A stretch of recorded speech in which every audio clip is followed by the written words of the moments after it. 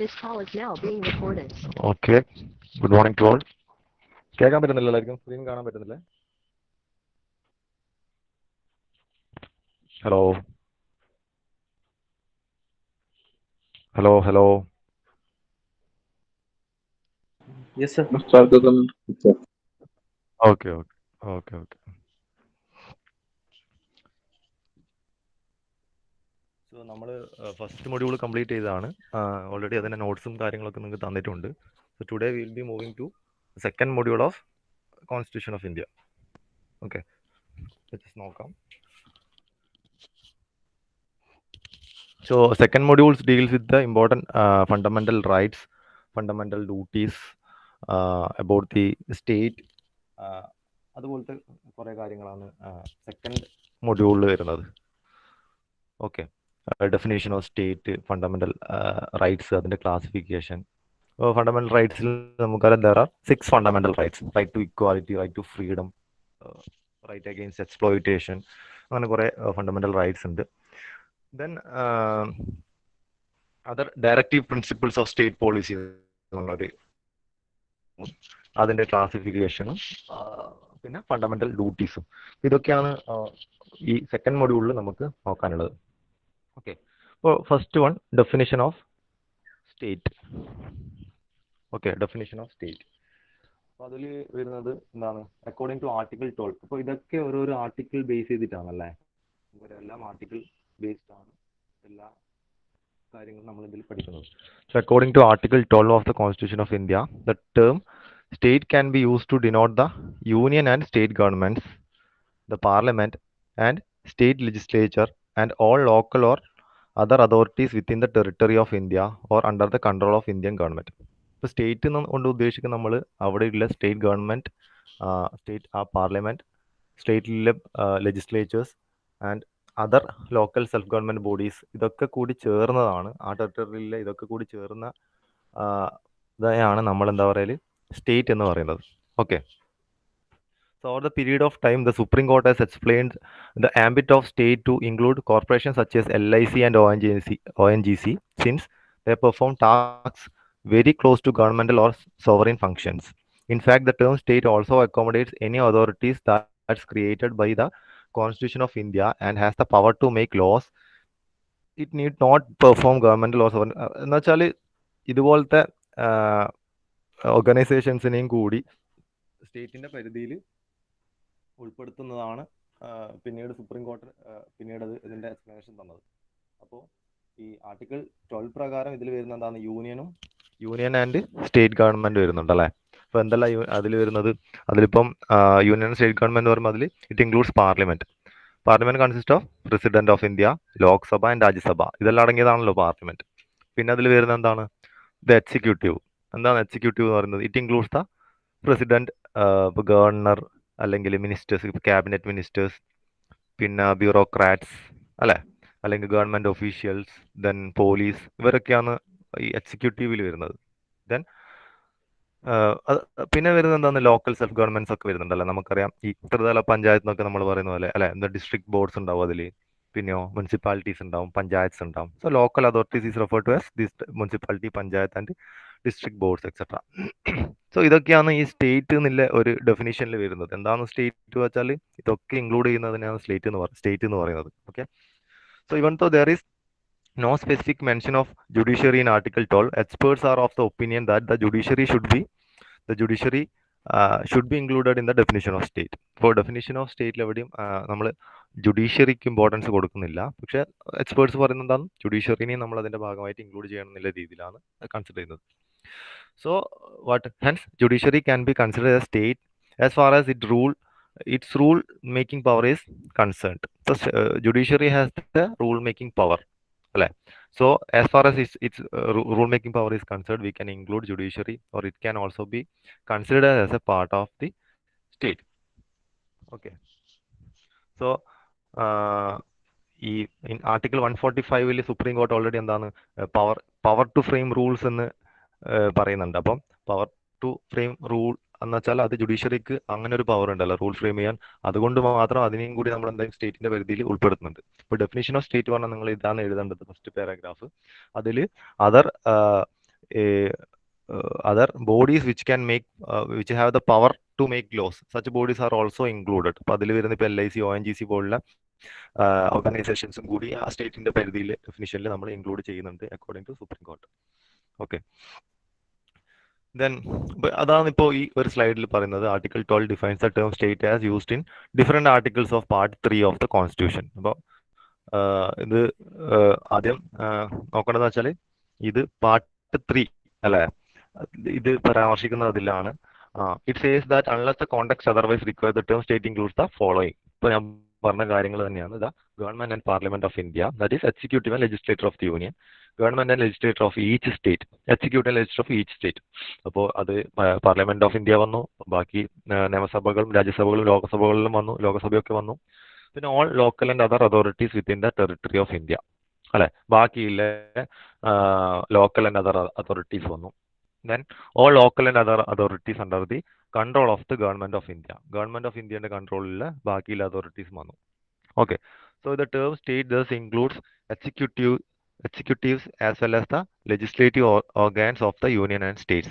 It is therefore the actions of these bodies that can be challenged before the courts as violating fundamental rights. അപ്പോൾ ഈ പറയുന്ന ഇതുപോലെ individual law making പവറുള്ള ഈ പറയുന്ന ഇതൊക്കെ വിഭാഗങ്ങളൊക്കെ സ്റ്റേറ്റിന്റെ ഡെഫിനിഷനിൽ വരുന്നതാണ്. ഓക്കെ, അപ്പോൾ ഈ 4 പോയിന്റ്സ്, അതായത് ഏതൊക്കെയാണ് സ്റ്റേറ്റിന്റെ ഉള്ളിൽ ഇൻക്ലൂഡ് ചെയ്യുന്നത് എന്നും കൂടി നമ്മൾ മെൻഷൻ ചെയ്യണം. ഡെഫിനിഷൻ ഓഫ് സ്റ്റേറ്റ് ചോദിക്കുമ്പോൾ ഡെഫിനിഷൻ ഓഫ് സ്റ്റേറ്റ് എഴുതാം, ഈ പറയുന്ന കാര്യങ്ങൾ എഴുതാം. Okay, then we are moving to the fundamental rights.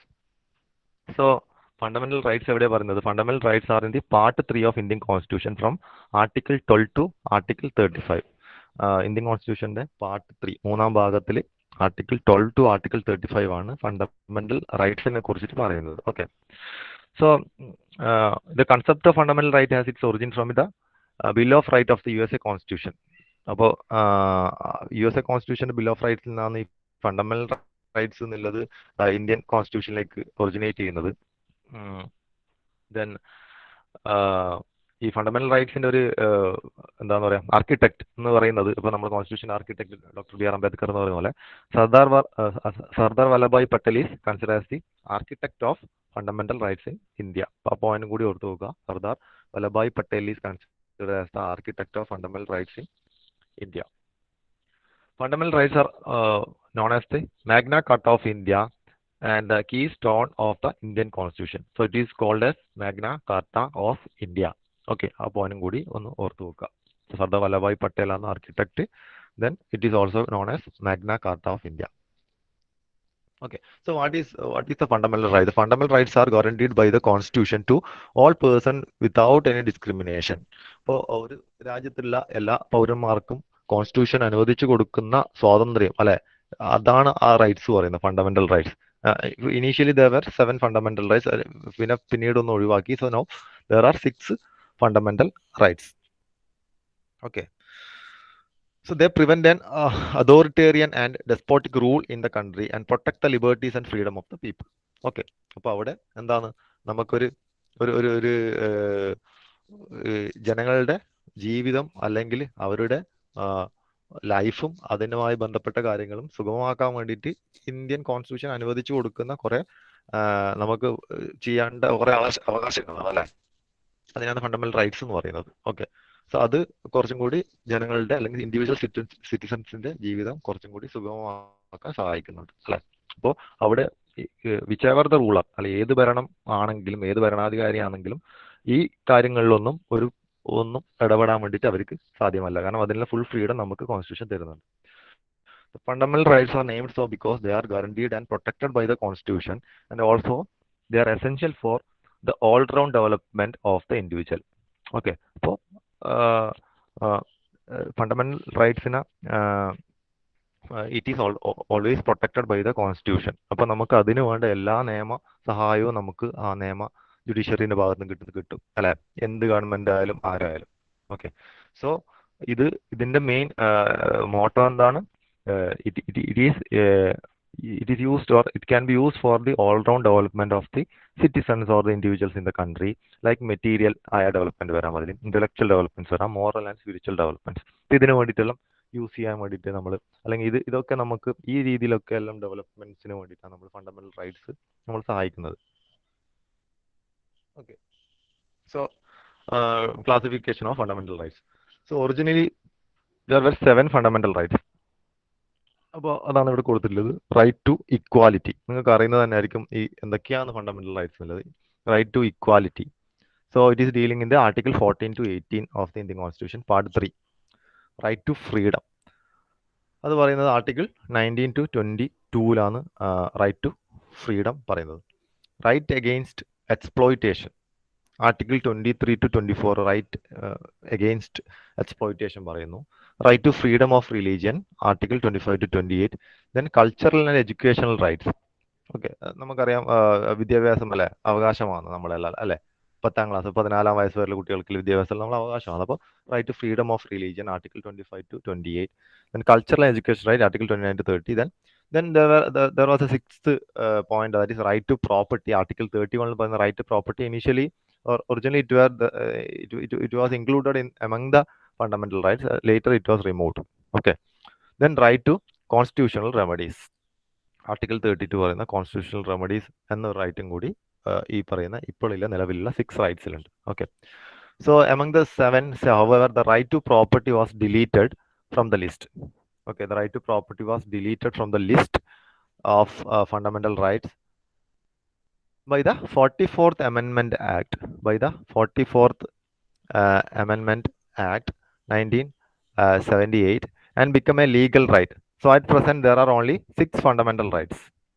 So at present there are only 6 fundamental rights. അപ്പോൾ ആ പോയിന്റ് ഓർത്ത് നോക്കുക. Initially there were 7 fundamental rights, but at present there are only 6 fundamental rights. Then one by one ആയിട്ട് നമുക്ക് നോക്കാം. First one is right to equality. എന്താണ് equality എന്ന് വെച്ചാൽ സമത്വം അല്ലെ, right to equality. So article 14 to 18 ആണ് റൈറ്റ് ടു ഇക്വാലിറ്റി പറയുന്നത്. So article 14 to 18 of the constitution describes right to equality. It is a foundation of all other rights and liberties and guarantees the following. എന്തൊക്കെയാണത് എന്തൊക്കെയാണ് നമുക്ക് അനുവദിച്ചിരുന്നത്, എന്തെല്ലാം നമുക്ക് guarantee ചെയ്തിരുന്നത്? Equality before law, then social equality and equal access to public areas, equality in matters of public employment, abolition of untouchability, abolition of titles. അപ്പോൾ ഈ ഒരു കാര്യങ്ങളൊക്കെയാണ് നമുക്ക് റൈറ്റ് ടു ഇക്വാലിറ്റി അനുവദിച്ചിരുന്നത്. എന്താണ് equality before? One by one ആയിട്ട് നമുക്കൊന്ന് നോക്കാം. ഇക്വാലിറ്റി ബിഫോർ ലോ എന്താണ്? അത് ആർട്ടിക്കിൾ 14 അത് പറയുന്നത് അല്ലെ. എന്താണ് ഇക്വാലിറ്റി പറഞ്ഞാൽ? ദാറ്റ് ഈസ് ദ എല്ലാ സിറ്റിസൺസ് അല്ലെങ്കിൽ all citizen should be equally protected by the law of the country അല്ലെ. ഓരോ, അതായത് നിയമം ഏത് വ്യക്തിയാവട്ടെ, അവർ ഏത് വിഭാഗമാവട്ടെ, ഏത് മതമാകട്ടെ, ഏത് എത്ര ഫിനാൻഷ്യൽ സ്റ്റാറ്റസിലെ ആളായിക്കോട്ടെ, നിയമം എല്ലാവർക്കും ഒരുപോലെയാണ് അല്ലെ. So article 14 of the constitution guarantees that all citizen shall be equally protected by the law of the country.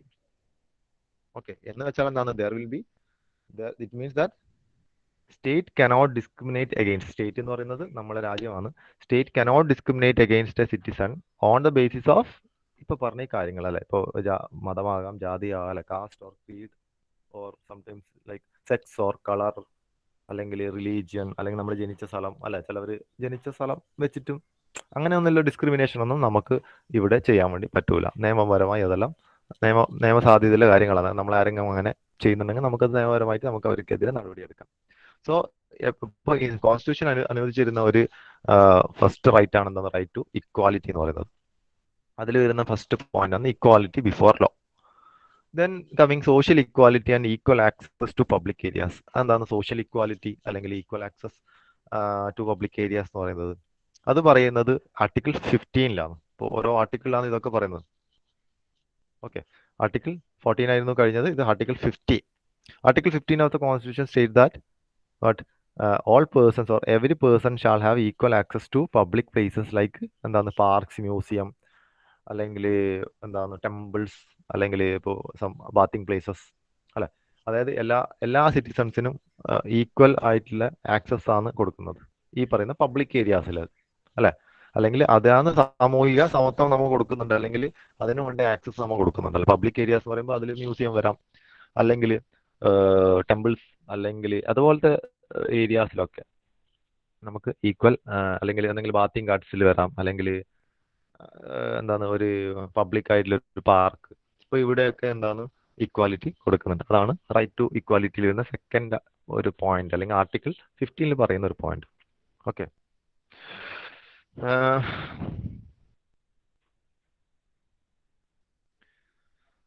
പക്ഷെ ഇതിലിപ്പം സ്റ്റേറ്റിന് വേണമെങ്കിൽ വേറെ കുറെ കാര്യങ്ങൾ ചെയ്യാം. ഇപ്പോൾ നമുക്കറിയാം സ്റ്റേറ്റ് ഇത് equal access to public areas കൊടുക്കുന്നുള്ളൂ. But state can give some more attention to childrens അല്ലേ. ചെറിയ കുട്ടികൾക്ക് ചിലപ്പോൾ സ്പെഷ്യൽ കൺസിഡറേഷൻസ് കൊടുക്കാറുണ്ട്. ഫോർ എക്സാമ്പിൾ ഈ പറഞ്ഞ പബ്ലിക് ഏരിയസിലൊക്കെ വരാൻ വേണ്ടിയിട്ട് every individual is having equal right or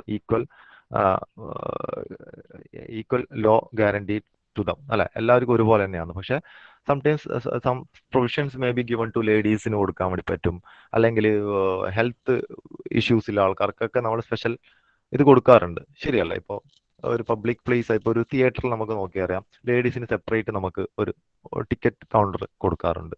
എല്ലാ പ്ലേസസിലും ഇല്ല ടിക്കറ്റ് കൗണ്ടർ. ഇപ്പം ട്രെയിൻ ടിക്കറ്റ് കൗണ്ടറിലില്ല. അല്ലെങ്കിൽ ഒരു മ്യൂസിയത്തിൽ പോലെ സംടൈംസ് ഒരു നല്ല പബ്ലിക്, ഒരു നല്ല ട്രാഫിക്കുള്ള ഒരു മ്യൂസിയം ആണെങ്കിൽ അവിടെയും ഇതുപോലത്തെ അറേഞ്ച്മെന്റ്സ് ഉണ്ടാവും. അല്ലെങ്കിൽ ചിൽഡ്രൻസിന് സെപ്പറേറ്റ് ആയിട്ടുള്ള പരിഗണന കൊടുക്കാറുണ്ട്. ശരിയല്ല. അപ്പോൾ so state can give some special provisions for the advancements of the women and children അല്ലെ. അല്ലെങ്കിൽ for some socially and educationally backward class, അല്ലെങ്കിൽ ചിലപ്പോൾ SC/STs like schedule caste or schedule tribes. അപ്പോൾ അതുപോലെയുള്ള ആൾക്കാർക്ക് ഈ രാജ്യത്തിന് അല്ലെങ്കിൽ സ്റ്റേറ്റിന് വേണമെങ്കിൽ സ്പെഷ്യൽ കൺസിഡറേഷൻസ് കൊടുക്കാം അല്ലെ. And this special considerations or provisions is given for the advancement of these type of people. ഒന്നെങ്കിൽ സ്ത്രീകൾ എന്നുള്ള നിലയിൽ, അല്ലെങ്കിൽ ചിൽഡ്രൻസ് എന്ന നിലയിൽ, അല്ലെങ്കിൽ അതർ ബാക്ക്വേർഡ് ക്ലാസസ് എന്ന നിലയിലൊക്കെ പരിഗണനകൾ കൊടുക്കാറുണ്ട്. Okay. Third one is equality in matters of public employment. Equality in matters of public employment. എന്താണ് പബ്ലിക് എംപ്ലോയ്മെന്റ് കാര്യത്തിൽ ഇക്വാലിറ്റി എന്ന് പറയുന്നത്? അത് പറയുന്നത് article 16.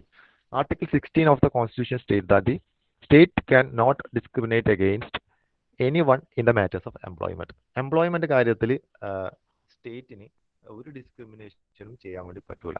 So according to the constitution നമുക്കറിയാം ഒരുപാട് എന്താണ് ഒരുപാട് പ്രൊവിഷൻസ് കൊടുക്കുന്നുണ്ടല്ലോ. ഇപ്പോൾ അതർ കൺസിഡറേഷൻസ് കൊടുക്കുന്നുണ്ട്. Other backward classes, other SC/ST classes, അതുപോലെ തന്നെ ഇപ്പോൾ ക്രീമി ലെയേഴ്സ്. നമുക്കറിയാം ഒരുപാട് ക്രീമി ലെയേഴ്സ് ഉണ്ട്. ഈവൻ ബാക്ക്വേർഡ് കാസ്റ്റ് ആണെങ്കിലും ക്രീമി ലെയറിൽ കുറവ് അല്ലെങ്കിൽ നമുക്ക് എന്താണ് ആനുകൂല്യങ്ങൾ കിട്ടൂല. അപ്പോൾ ഒരുപാട് കൺസിഡറേഷൻസ് ഈ ഇതിൻ്റെയൊക്കെ മാറ്റേഴ്സിൽ കൊടുക്കുന്നുണ്ട്. അപ്പോൾ പബ്ലിക് എംപ്ലോയ്മെന്റ് കാര്യം എന്ന് പറയുന്നത് equality in matters of public employment. So article 16 is dealing with this equality in matters of public employment. So what it states that the state cannot discriminate against anyone in the matters of employment. Employment കാര്യത്തിൽ ആർക്കും discriminate ചെയ്യാൻ വേണ്ടി പറ്റൂല. അതിന്റെ നിങ്ങളുടെ യോഗ്യതയും നിങ്ങളുടെ ആ മാനദണ്ഡങ്ങൾ അനുസരിച്ച് മാത്രമേ എംപ്ലോയ്മെന്റ് കിട്ടൂ ഗവൺമെന്റ് സ്ഥാപനങ്ങളിൽ. അതാണ് പറയുന്നത്. All citizens can apply for government jobs. There are some exceptions. Okay. Exemptions, special exemptions ഒക്കെ ഉണ്ട്. പക്ഷെ എല്ലാ സിറ്റിസൺസിനും ഗവൺമെന്റ് ജോബ്സ് അപ്ലൈ ചെയ്യാൻ വേണ്ടി പറ്റും. എക്സെപ്ഷൻസ് ഇപ്പോൾ പറയുമ്പോൾ ഫോർ എക്സാമ്പിൾ ഇപ്പോൾ നമുക്കറിയാം കേരളത്തിലെ ഒരു ഗവൺമെന്റ് ജോബ് അപ്ലൈ ചെയ്യുകയാണെങ്കിൽ ചിലപ്പോൾ അതിൽ കുറച്ച് മാനദണ്ഡങ്ങൾ വെക്കാം അല്ലെ. ഇപ്പം മലയാളം എഴുതാൻ അറിയാം എന്ന രീതിയിൽ വെക്കാം. സോ ഇപ്പോൾ കേരളൈറ്റ്സ് ആയ നമുക്ക് ചിലപ്പോൾ ഒരു തമിഴ്നാട് എൻട്രൻസ് അല്ല സോറി ഇൻ PSC എഴുതാൻ വേണ്ടി പറ്റണമെന്നില്ല. എഴുതാൻ വേണ്ടി പറ്റുമായിരിക്കും. നമുക്ക് ആ ഭാഷ അറിയണമെന്നില്ല എന്നെങ്കിലും ഒരു ക്രൈറ്റീരിയ അതാത് സ്റ്റേറ്റ്സിന് വെക്കാം. ഇല്ലാത്ത പക്ഷം അത് നമുക്ക് ഓക്കെ ആണെങ്കിൽ നമുക്കത് ആ അവർ വെക്കുന്ന പ്രൊവിഷൻ നമുക്ക് ചെയ്യാൻ വേണ്ടി പറ്റുന്നുണ്ടെങ്കിൽ നമുക്കത് അപ്ലൈ ചെയ്യുന്നതിൽ തെറ്റില്ല. Okay. Then all citizen can apply for government jobs. അതാണ് ഇപ്പോൾ പറഞ്ഞത്. Then state may reserve post for the upliftment of backward classes. അതാണ് ഒരു വേറൊരു പോയിന്റ് പറയുന്നത്. Consideration for the backward classes. Okay. Socially backward or economically backward ക്ലാസസിലെ considerations. Okay. So അതുമായി ബന്ധപ്പെട്ട റിസർവേഷൻസ് സ്റ്റേറ്റിന് കൊടുക്കാനുള്ള അധികാരമുണ്ട്. So that will be given according to the constitution rules. അത് കൊടുക്കാം. അതാണ് വേറൊരു കേസ് പറയുന്നത്. ദെൻ അടുത്ത പറയുന്ന പോയിന്റ് പറയുന്നത് abolition of untouchability. That is the next point. Abolition of untouchability. എന്താണ് അബോളിഷൻ ഓഫ് അൺടച്ചബിലിറ്റി എന്ന് വെച്ചാൽ? It is dealing in the article 17. അപ്പോൾ ഇത് ഓരോ പോയിന്റ് ഓരോ ആർട്ടിക്കിളാണ്, 14, 15, 16, 17. So Article 17 of the Indian Constitution deals with this abolition of untouchability. അത് പറയുന്നത് എന്താണ്? To abolish the practice of untouchability. ഈ അൺടച്ചബിലിറ്റി എന്നുള്ള പ്രാക്ടീസിനെ കംപ്ലീറ്റ് അബോളിഷ് ചെയ്യുക എന്ന് തന്നെയാണ് ആ ഒരു ആർട്ടിക്കിൾ പറയുന്നത്, അല്ലെ? കാരണം എന്താണ് ഈ അൺടച്ചബിലിറ്റി അല്ലെങ്കിൽ പ്രാക്ടീസ് ഓഫ് അൺടച്ചബിലിറ്റി അതെന്താണ്? By law it is an offence, അല്ലെ? It is an offence and it is punishable, അല്ലെ? നിയമപരമായി നമുക്കത് പണിഷ് ചെയ്യാൻ വേണ്ടി പറ്റുന്ന ഒരു കാര്യമാണ് ഈ പറയുന്ന ഈ പ്രാക്ടീസ് ഓഫ് അൺടച്ചബിലിറ്റി എന്ന് പറയുന്നത്. So there is also provisions of penalties for preventing a person from entering a place of worship or from taking water from a tank or a well. So നമുക്കറിയാം ഒരുപാട് സ്ഥലങ്ങളിൽ, many places you can see, there's some backward caste peoples or some socially backward peoples. They are not allowed to enter into temples, or they were not allowed to take water from a particular public well, or they were not allowed to bath from a public pond. അപ്പോൾ ഇങ്ങനത്തെ കാര്യങ്ങൾ നമുക്കറിയാം ഇപ്പോഴും നിലനിൽക്കുന്നുണ്ട്. നമുക്കറിയാം ഇങ്ങനത്തെ എല്ലാം കാര്യങ്ങൾ ഒരുപാട് സ്ഥലത്ത് ഇപ്പോഴും നിലനിൽക്കുന്നുണ്ട്, അല്ലെ? ഈ എന്താണ് ഇവൻ താണജാതിയാണ്, അല്ലെങ്കിൽ ഇവൻ നമ്മളെ അത്രയും യോഗ്യത ഇല്ലാത്ത ഒരാളെന്ന് പറഞ്ഞിട്ട് ഈ പറയുന്ന കാര്യങ്ങളൊക്കെ ചെയ്യാൻ വേണ്ടി നിഷേധിക്കുന്ന പരിപാടി. സോ അത്തരത്തിലെ പ്രൊവിഷൻസ് ഇല്ല, അത്തരത്തിലുള്ളതിനൊക്കെ പെനാൽറ്റീസ് വെക്കാറുണ്ട്, അല്ലെ? അല്ലെങ്കിൽ പെനാൽറ്റീസ് പറഞ്ഞാൽ ഇപ്പോൾ ഞാൻ പറയാം, നിയമപരമായിട്ടുള്ള ആ എന്താണോ ചെയ്യുന്നത് അതിനനുസരിച്ചുള്ള നിയമപരമായിട്ട് ശിക്ഷ വാങ്ങിച്ചു കൊടുക്കാൻ വേണ്ടി പറ്റുന്നതാണ്. അപ്പോൾ അബോളിഷൻ ഓഫ് അൺടച്ചബിലിറ്റി ആണ് റൈറ്റ് ടു ഇക്വാലിറ്റിയിൽ വരുന്ന ഒരു point. Then abolition of titles ആണ് ലാസ്റ്റ് ആർട്ടിക്കിൾ 18 വരുന്നത്. Article 18 of the constitution prohibits the states from conferring any titles. Citizen of India cannot accept titles from a foreign state. Okay. Or example, the British government had created an aristocratic class known as Rai Bahadurs. അല്ലെങ്കിൽ ഇപ്പോൾ റായ് ബഹദൂർസ്, ഖാൻ ബഹദൂർ, അപ്പൊ അതുപോലത്തെ titles ഒന്നും നമുക്ക് എടുക്കാൻ വേണ്ടി പറ്റൂല. ഇപ്പൊ എന്താ പറയാ, ഇപ്പോൾ നമുക്കറിയാം നമ്മൾ കുറെ ടൈറ്റിൽസ് പറയുന്നത് ഇപ്പൊ നമ്മൾ കൊടുക്കുന്ന എന്താണ്, ഇപ്പൊ നമ്മളിപ്പോ പത്മശ്രീ അതൊരു ടൈറ്റിലാണ്, അല്ലെങ്കിൽ ഇപ്പൊ ഭാരതരത്ന അതൊരു ടൈറ്റിലാണ്, അല്ലെ? പത്മവിഭൂഷൺ, പത്മഭൂഷൺ ഇതുപോലത്തെ ടൈറ്റിലാണ്. ഓക്കെ. അപ്പോൾ ആ ടൈറ്റിൽ എങ്ങനെയാ കൊടുക്കുക എന്നുള്ളത് ഓൾറെഡി ഒരുപാട് ടൈറ്റിൽസ് ഉണ്ടായിരുന്നു ബ്രിട്ടീഷേഴ്സ് കൊണ്ടുവന്നത്. അപ്പൊ അതൊക്കെ നമ്മൾ ഇന്ത്യയിൽ അതൊന്നും നമ്മൾ ഉപയോഗിക്കുന്നില്ല. ഓക്കെ. അതൊക്കെ എല്ലാം അബോളിഷ്ഡ് ആണ്. എല്ലാം മിലിറ്ററി ടൈറ്റിൽസ് അല്ലോ, അല്ലേ? അത് മാത്രമാണ് ഇപ്പൊ നമ്മൾ ബ്രിട്ടീഷേഴ്സിനെ ഫോളോ ചെയ്യുന്നത്. ഇപ്പോൾ എന്താന്ന് പറയാ, മിലിറ്ററി ടൈറ്റിൽസ് നിങ്ങൾക്ക് അറിയാവുന്നതാണ്. ഓക്കെ. പിന്നെ അതുപോലെ ഇപ്പം അവാർഡ്സ് എന്ന രീതിയിലല്ല ടൈറ്റിൽസ് നമ്മൾ കൊടുക്കുന്നത്, ഭാരതരത്ന അല്ലെങ്കിൽ പത്മഭൂഷൺ. അപ്പൊ അതൊക്കെ ഒരു അവാർഡാണ്. അപ്പൊ അത് എന്താണ്, ഇത് ഒരു ടൈറ്റിൽ പോലെ കൺസിഡർ ചെയ്യുന്നതല്ല. ഓക്കെ. അപ്പൊ ആ രീതിയിലാണ് നമ്മളിപ്പോൾ കൊടുക്കുന്നത്. അപ്പൊ അങ്ങനെ ഒരു ടൈറ്റിൽസ് എന്ന രീതിയിലൊന്നും കൊടുക്കുന്നില്ല, ഇതുപോലത്തെ അവാർഡ്സ് ആയിട്ടാണ് നമ്മൾ ഇതൊക്കെ ചെയ്യുന്നത്. Then coming right to freedom. അപ്പോൾ സെക്കൻഡ് നമ്മളെ റൈറ്റ് ആണ് റൈറ്റ് ടു ഫ്രീഡം. ഇതൊക്കെ നിങ്ങൾക്ക് അറിയുന്നത് തന്നെയായിരിക്കും. റൈറ്റ് ടു ഫ്രീഡം എന്തൊക്കെയാണ്? Right to freedom is described in article 19 to 22.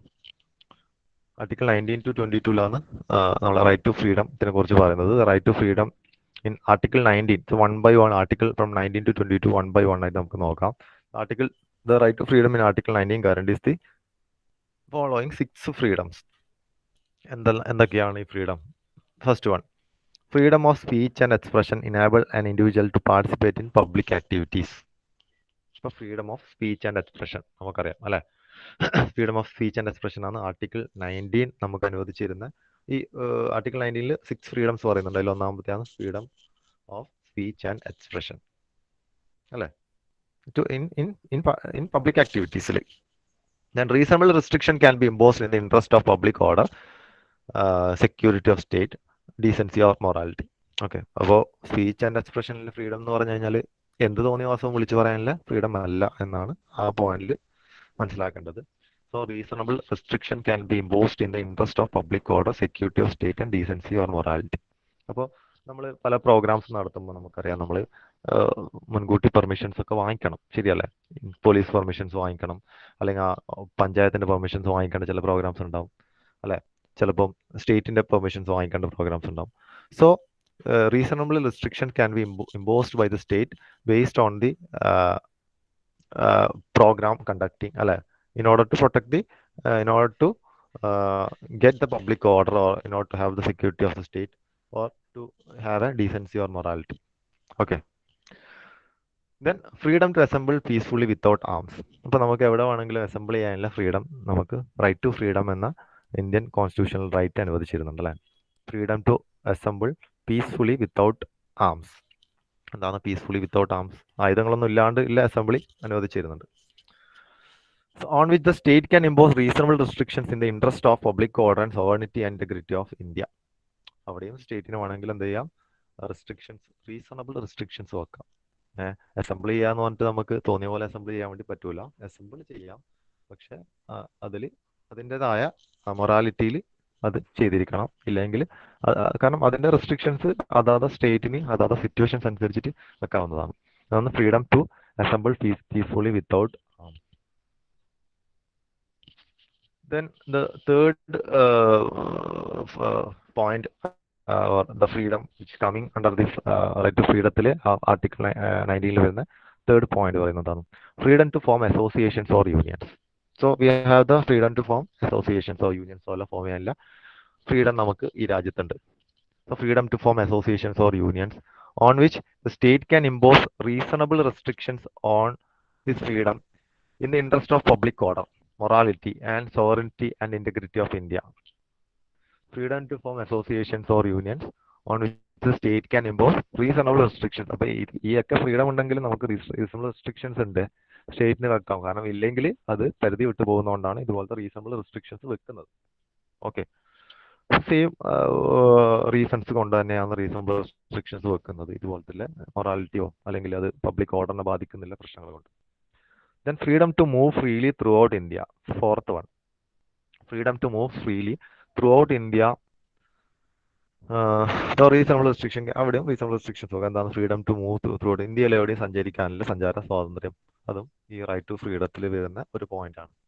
Okay, എവിടെയും നമുക്ക് ഇന്ത്യയിൽ എവിടെയും നമുക്ക് യാത്ര ചെയ്യാനുള്ള ഫ്രീഡം ഉണ്ട്. അവിടെ റീസണബിൾ റെസ്ട്രിക്ഷൻസ് വെക്കാം. ഓക്കെ, അപ്പോൾ നമ്മൾ വെറുതെ യാത്ര ചെയ്യാൻ വേണ്ടി പറ്റൂല. നമ്മൾ ഇന്ത്യൻ സിറ്റിസൺ ആയതുകൊണ്ടാണ് നമുക്ക് യാത്ര ചെയ്യാനുള്ള ഫ്രീഡം കിട്ടുന്നത്.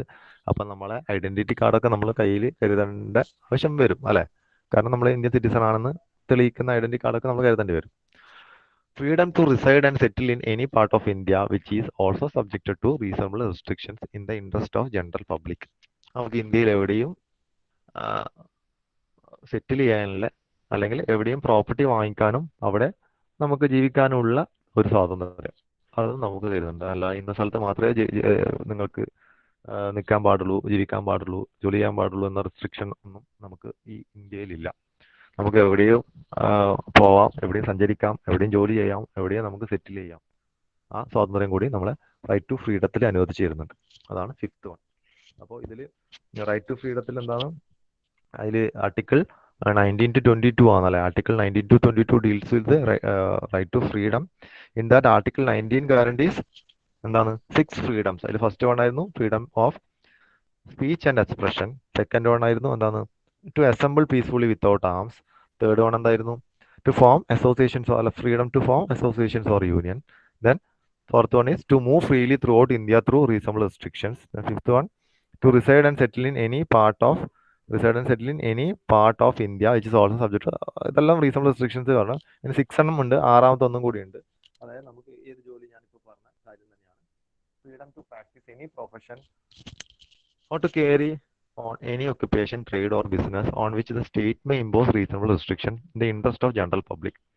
അപ്പോൾ നമുക്ക് ജോലി ചെയ്യാനുള്ള അല്ലെങ്കിൽ നമുക്ക് എവിടെയെങ്കിലും അതായത് നമുക്ക് ഏതെങ്കിലും പ്രൊഫഷൻ പഠിക്കാനുള്ള അല്ലെങ്കിൽ അതുമായി ബന്ധപ്പെട്ട ജോലി ചെയ്യാനുള്ള, ബിസിനസ് നടത്താനുള്ള, കച്ചവടം നടത്താനുള്ള ഒരു ഫ്രീഡം കൂടി നമുക്ക് റൈറ്റ് ടു ഫ്രീഡം എന്ന കോൺസ്റ്റിറ്റ്യൂഷൻ റൈറ്റ്സിലൂടെ അതിൻ്റെ 19th ആർട്ടിക്കിൾ പ്രകാരം നമുക്ക് ചെയ്യാൻ വേണ്ടി പറ്റുന്നതാണ്. ബട്ട് അതിലുള്ള ഒരു പോയിന്റ് ഓർത്ത് വെക്കുക. there is no right to carry on a business which is dangerous or immoral. അപ്പോൾ right to carry business or trade എന്ന് പറഞ്ഞാൽ ഇമ്മോറൽ അല്ലെങ്കിൽ ഡേഞ്ചറസ് ബിസിനസ് ക്യാരി ചെയ്യാനുള്ള അനുവാദം ഇല്ല. According to Article 20, no one can be awarded punishment. According to Article 20, no one can be awarded punishment which is more than what our law prescribes. Okay.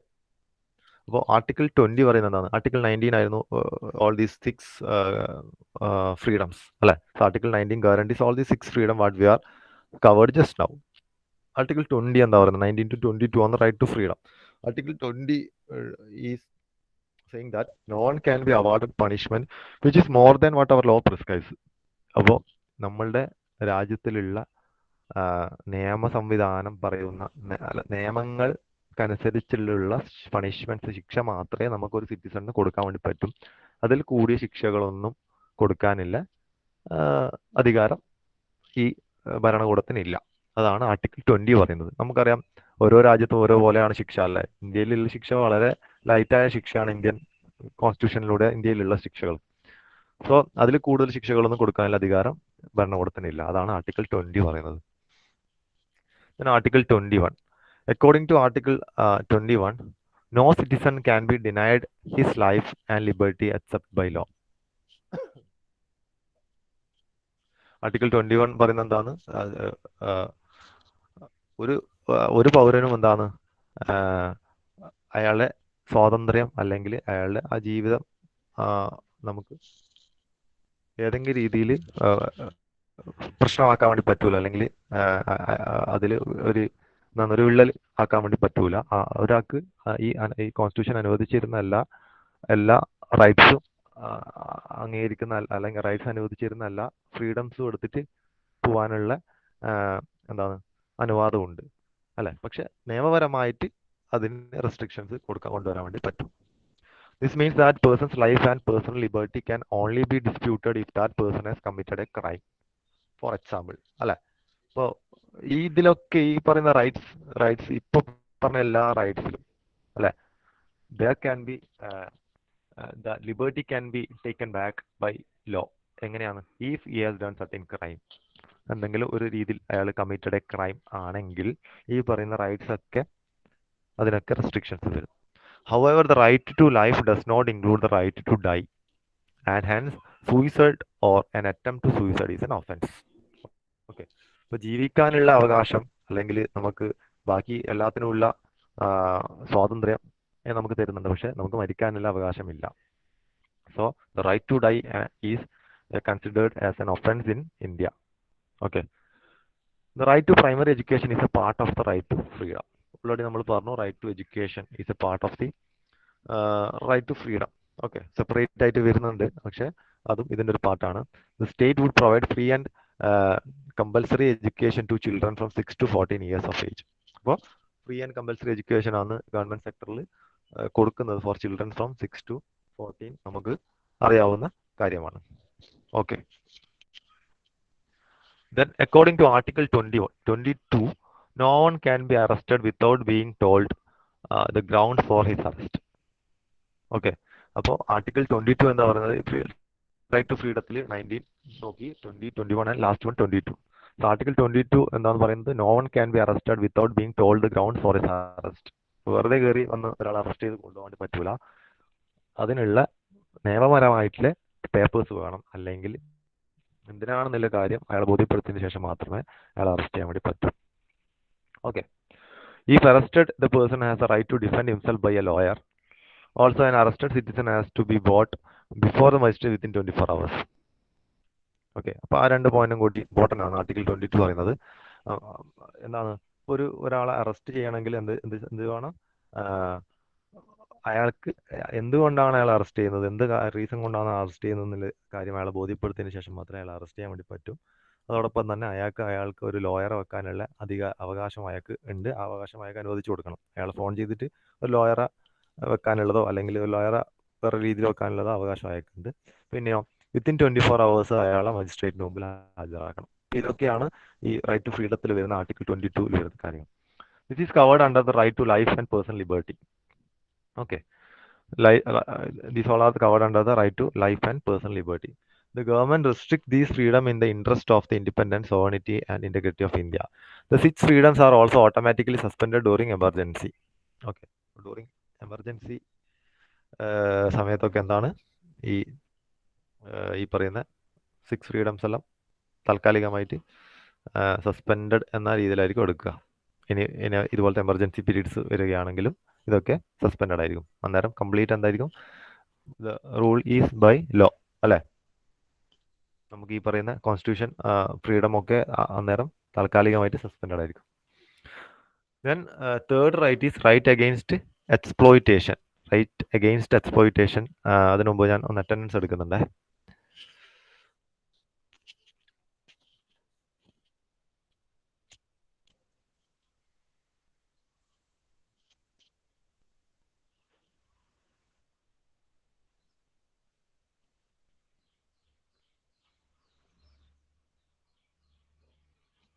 Hello hello Yes, sir. ആ കേൾക്കുന്നില്ലേ? Yes, sir. നിങ്ങൾക്ക് screen കണ്ടിട്ടില്ലേ ഇത്ര നേരം? Hello Yes, sir. കണ്ടല്ലോ കണ്ടല്ലോ. Okay.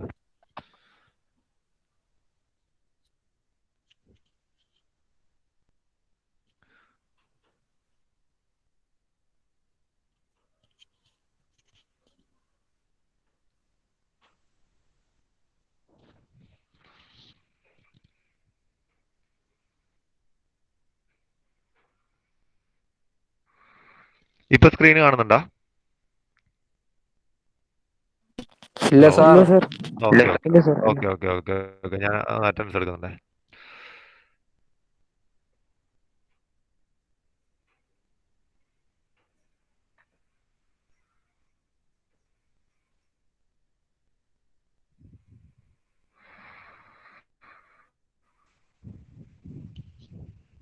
Akash K, Present sir. Akhil M, Present sir. Amit K, Yes sir. Anirudh Suresh, Present.